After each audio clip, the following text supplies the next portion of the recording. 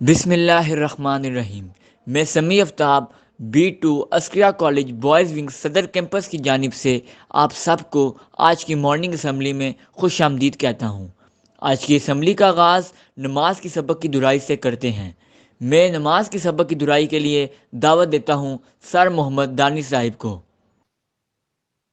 السلام علیکم ورحمۃ اللہ وبرکاتہ۔ میرے ساتھ نماز کا سبق دہرائیے۔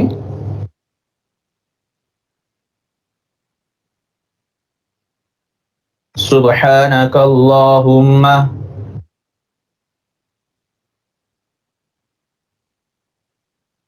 پاک ہے تو اے اللہ،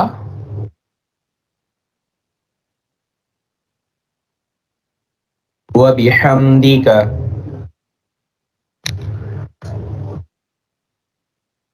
اور تعریف تیرے لیے ہے، وتبارک اسمک، اور برکت والا ہے نام تیرا، وتعالی جدک، اور بلند ہے بزرگی تیری، ولا الہ غیرک، اور نہیں ہے کوئی معبود تیرے سوا، اعوذ باللہ من الشیطان الرجیم، میں اللہ کی پناہ لیتا ہوں شیطان مردود سے بچنے کے لیے۔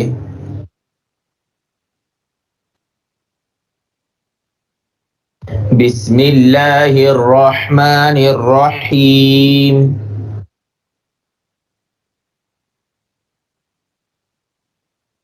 شروع کرتا ہوں اللہ کے نام کے ساتھ جو بخشنے والا مہربان ہے۔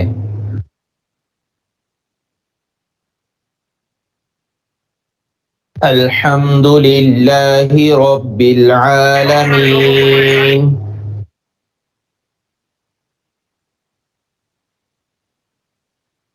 تمام تعریف اللہ کے لیے ہے جو تمام جہانوں کا پالنے والا ہے۔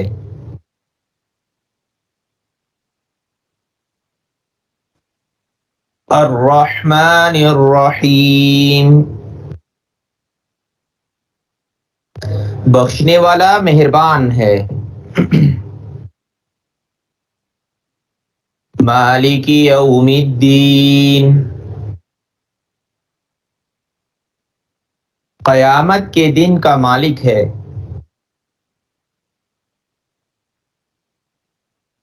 ایاک نعبد و ایاک نستعین، ہم تیری ہی عبادت کرتے ہیں اور تجھ سے ہی مدد مانگتے ہیں۔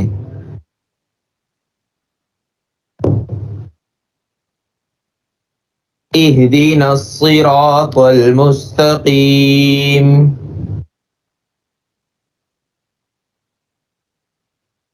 تو ہمیں سیدھے راستے پر چلا۔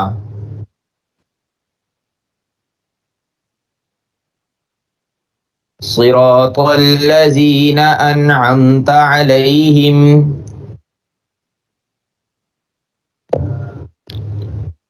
ان لوگوں کا راستہ جن پر تو نے انعام کیا۔ غیر المغضوب علیہم،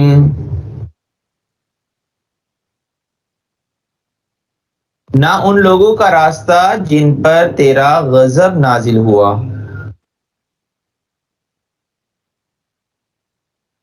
ولا الضالین،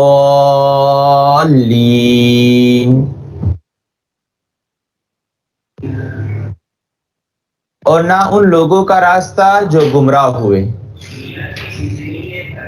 جزاکم اللہ خیر۔ جزاک اللہ سر۔ اب قرآن مجید کے ترجمے اور تفسیر کے لیے تشریف لاتے ہیں سر محمد ادریس صاحب۔ السلام علیکم ورحمۃ اللہ وبرکاتہ۔ اعوذ باللہ من الشیطان الرجیم، بسم اللہ الرحمن الرحیم وَإِذْ قُلْنَا لِلْمَلَائِكَةِ اسْجُدُوا لِآدَمَ فَسَجَدُوا إِلَّا إِبْلِيسَ أَبَى وَاسْتَكْبَرَ وَكَانَ مِنَ الْكَافِرِينَ۔ سورہ بقرہ کی 34 نمبر آیت کریمہ ہے یہ۔ اللہ تبارک و تعالی نے ارشاد فرمایا، واو اور از جب، یعنی اس وقت کو یاد کرو جب قلنا کہا ہم نے للملائکہ فرشتوں سے، اسجدوا لآدم سجدہ کرو آدم علیہ السلام کو، فسجدوا تو انہوں نے سجدہ کیا، الا ابلیس سوائے شیطان کے، ابا اس نے انکار کر دیا، واستکبرا اور اس نے تکبر اختیار کیا، وکان من الکافرین اور ہو گیا وہ کافروں میں سے۔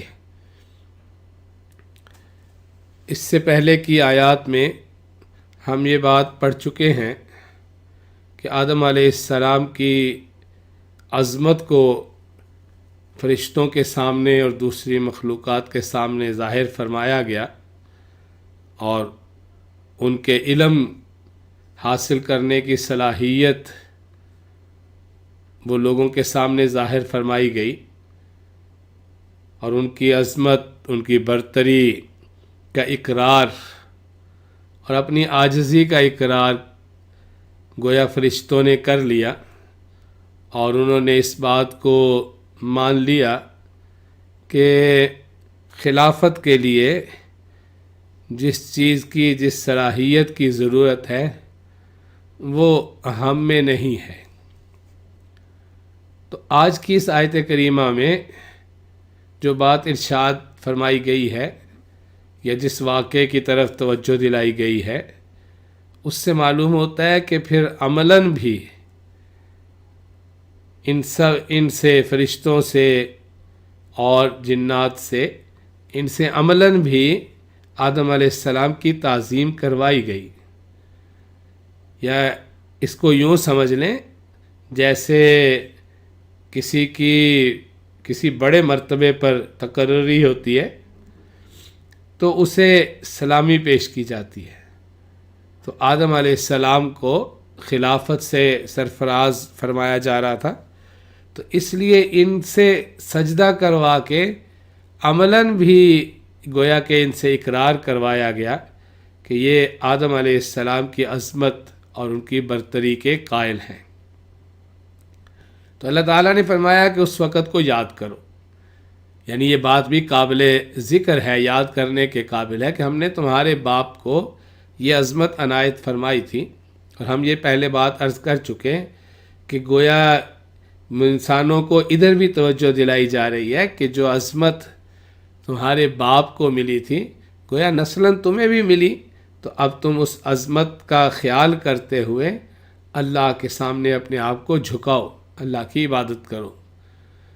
تو یہاں فرمایا کہ اس وقت کو یاد کرو جب ہم نے فرشتوں سے کہا کہ آدم کو سجدہ کرو، تو انہوں نے سجدہ کر دیا سوائے شیطان کے۔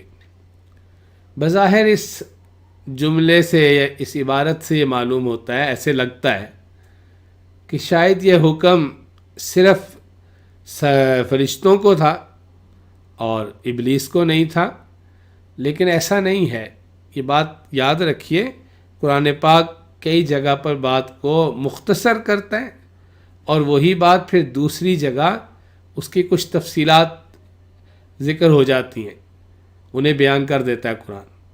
تو اس بارے میں بھی قرآن پاک میں آگے چل کے جو آیات آئی ہیں وہاں سے پتہ چلتا ہے کہ اس کو بھی، جنات کو بھی حکم تھا۔ اسی لیے تو اس سے پھر پوچھا گیا کہ ما منعک الا تسجد اذ امرتک، اللہ نے فرمایا کہ ہم نے ان سے کہا اس سے کہ بھئی تجھے کس نے روکا، جب میں نے جو تمہیں حکم دیا تھا کہ سجدہ کرو تو تو نے سجدہ کیوں نہیں کیا؟ تو اس نے انکار کیا۔ اللہ کہتے ہیں فرشتوں نے تو سب نے سجدہ کیا، فسجد الملائکۃ کلہم اجمعون، سب کے سب فرشتوں نے مل کے سجدہ کر دیا۔ اور اس نے سجدہ کرنے سے نہ خالی صرف یہ کہ انکار کیا بلکہ اعتراض بھی کیا کہ یہ کیا میں اس کو سجدہ کروں؟ یہ ارأیتک ھذا الذی کرمت علیہ، آپ کیا یہ ہے جسے آپ نے مجھ پہ فضیلت دے دی ہے؟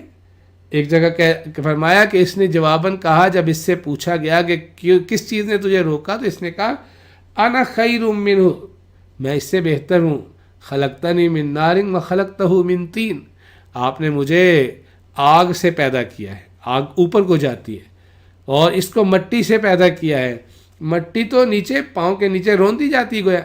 تو اس نے گویا اس طرف اشارہ کیا کہ تو مجھ سے کمتر الیاذ باللہ، اس نے آدم علیہ السلام کو کمتر سمجھا، جسی کو آگے اللہ تعالیٰ نے اس آیت میں بھی بتایا کہ ابا، اس نے انکار کیا، واستکبر، اور تکبر اختیار کیا، اس نے اپنے آپ کو بڑا سمجھنے کی غلطی کی، اور یہ سمجھا کہ شاید میں کوئی افضل اور اعلیٰ مخلوق ہوں، حالانکہ اس کی تو نظر اس پہ جانی چاہیے تھی کہ یہ حکم تو اللہ کا ہے، کسی اور نے تو حکم نہیں دیا۔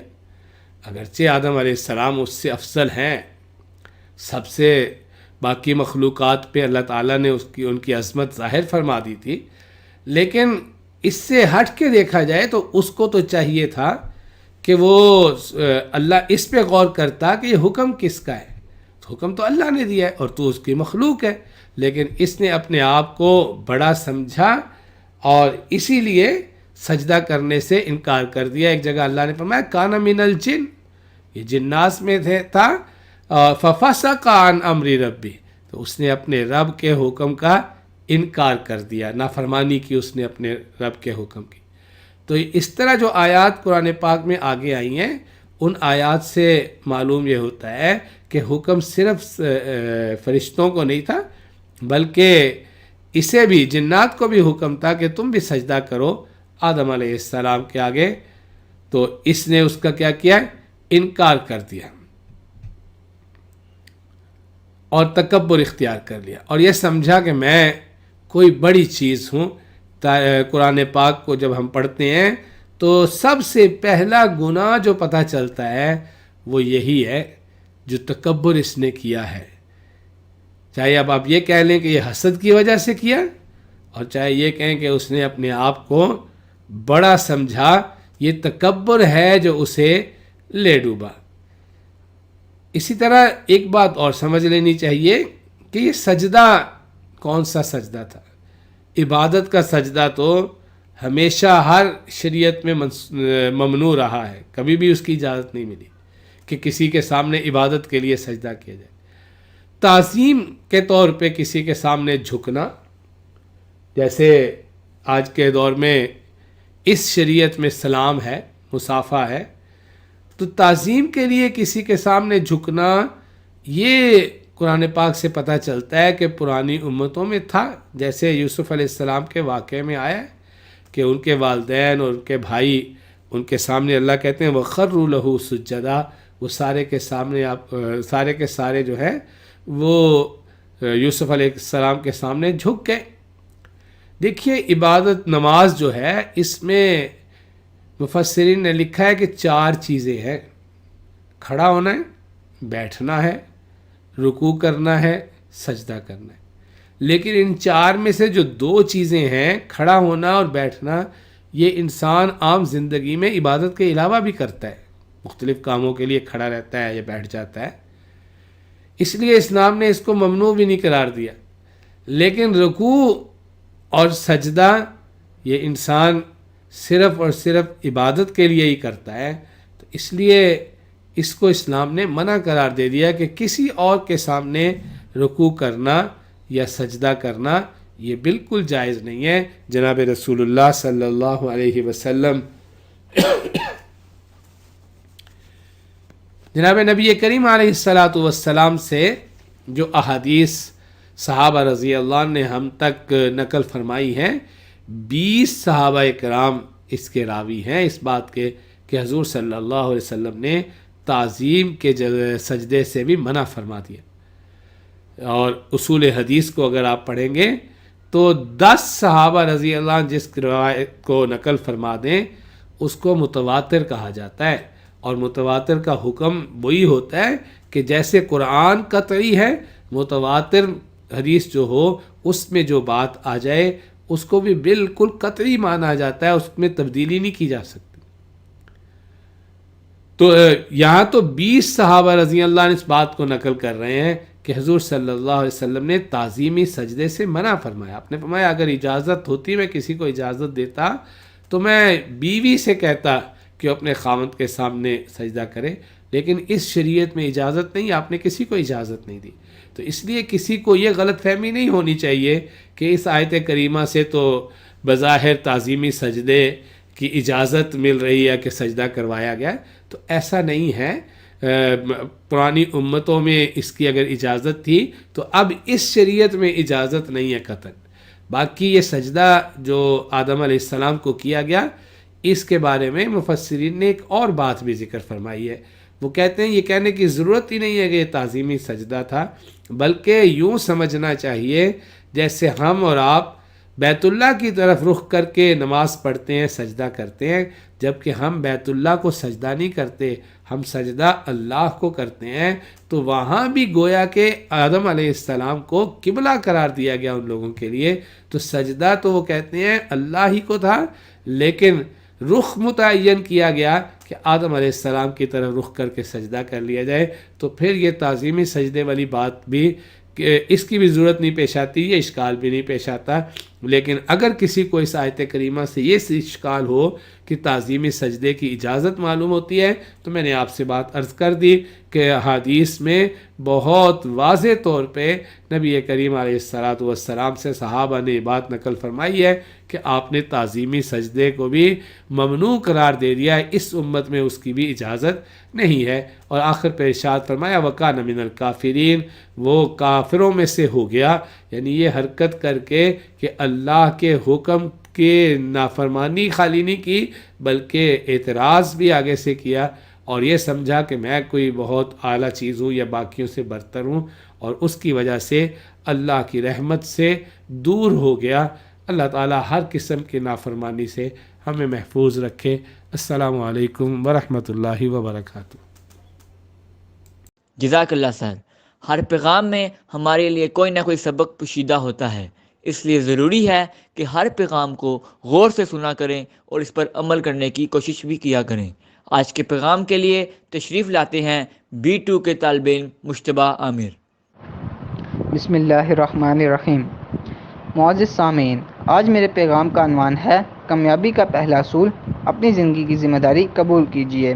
تمام کامیاب افراد میں ایک مشترک خصوصیت جو میں نے نوٹ کی ہے وہ ان کے موجودہ حالت سے نفرت کرنا اور اپنی زندگی کی ذمہ داری کو قبول کرنا ہے۔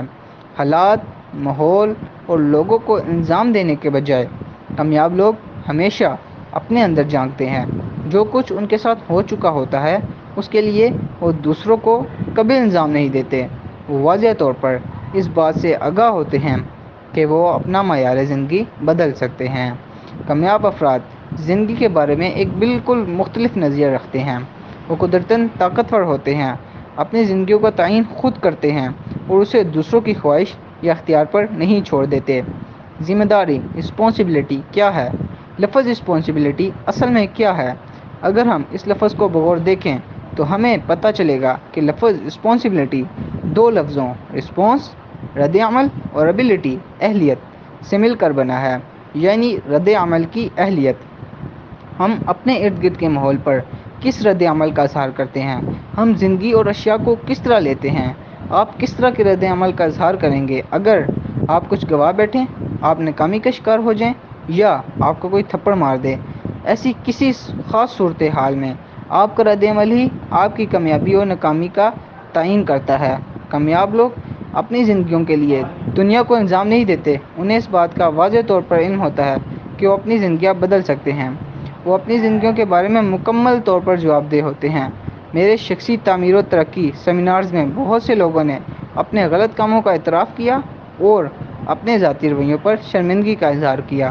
پہلا سوال جو میں عام طور پر ان سے کیا کرتا تھا کہ انہوں نے ایسا کیوں کیا، ان کا فوری جواب یہ ہوتا تھا کہ میں ایسا کرنا نہیں چاہتا تھا، لیکن مجھے کسی مثلاً اشیاء، حالات یا کسی شخص نے ایسا کرنے پر مجبور کر دیا، اور اب مجھے اس بات کا افسوس ہے۔ انسان حالات کی پیداوار نہیں بلکہ حالات انسان کی پیداوار ہیں۔ شکریہ۔ شکریہ۔ معزز سامعین، اللہ سے دعا ہے کہ اللہ ہم سب کو اپنے حفظ و ایمان میں رکھے، آمین۔ اللہ حافظ۔ پاکستان زندہ باد۔